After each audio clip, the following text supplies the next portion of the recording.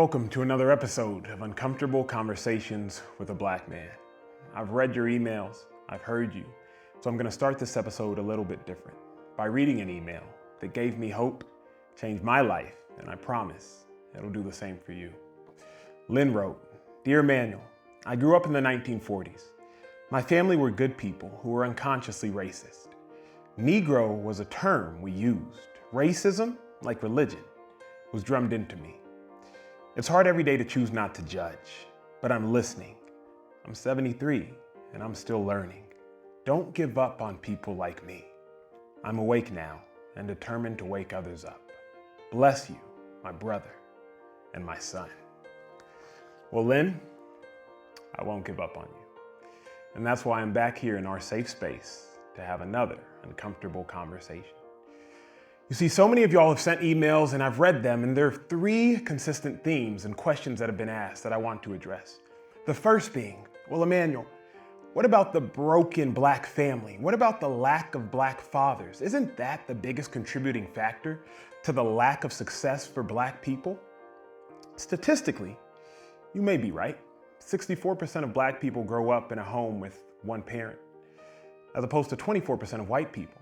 Growing up in a single-parent home, it makes you 4 times more likely to be impoverished, twice as likely to drop out of school, and significantly more likely to end up in jail. But I thought about and I realized it's not that Black people don't know how to love. It's not that Black people don't know how to commit. Think about the history. The initial fracture in the broken Black family, the initial fracture in the Black home, it started with slavery. Prior to 1865, remember, Black people were viewed as property, not people.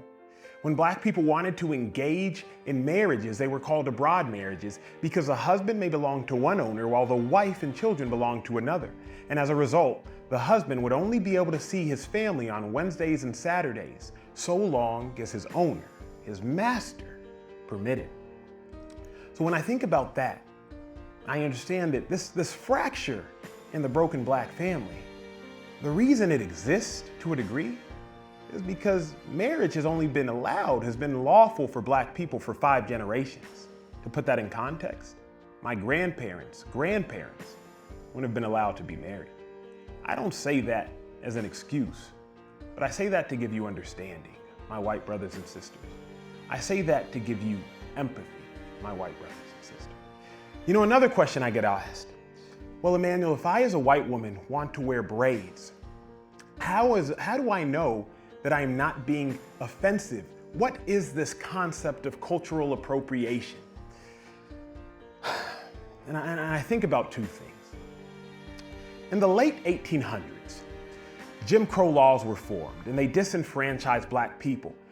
But you want to know where the name Jim Crow came from? It came from a main character in Black minstrel shows, where a white person would paint on blackface and take red lipstick and draw big red lips on their mouth, because full lips, were a distinguishing trait of Black people. And they would take these traits and mimic and mock Black people. And traits that have been used and attributes and parts of Black culture that were once mimicked and mocked and made a fool of are now celebrated when a white person does it. In 2020, in the doctor's office, lip injections, they occur every 20 minutes. Beyond that, plagiarism, it's always been viewed as offensive when we all realize that. So while imitation may be the highest form of flattery, plagiarism, that is problematic. So wearing braids as a white person or borrowing Black culture, that's not the issue.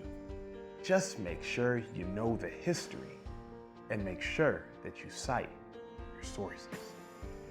You know, another question I received, well, Emmanuel, what about reverse racism? Black people get Black History Month, but white people, we don't get a White History Month.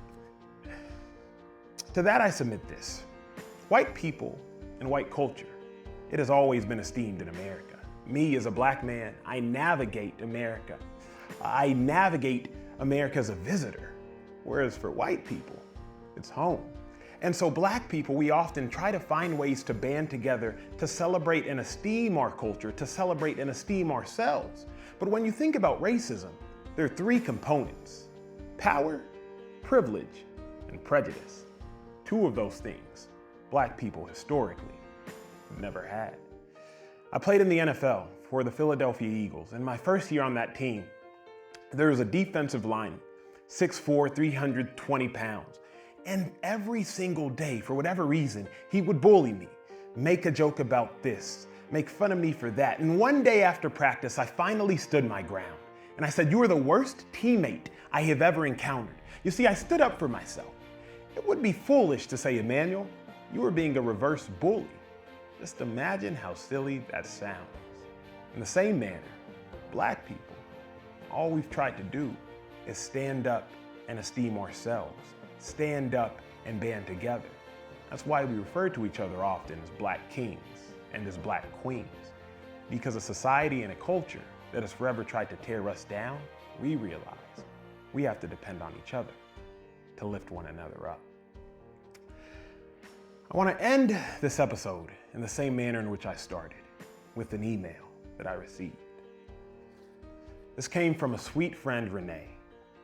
She said, 2 weeks ago, Emmanuel, I was completely hopeless and deep in despair, fearing for my black son's life and the helplessness that was destroying my will to fight and live another day.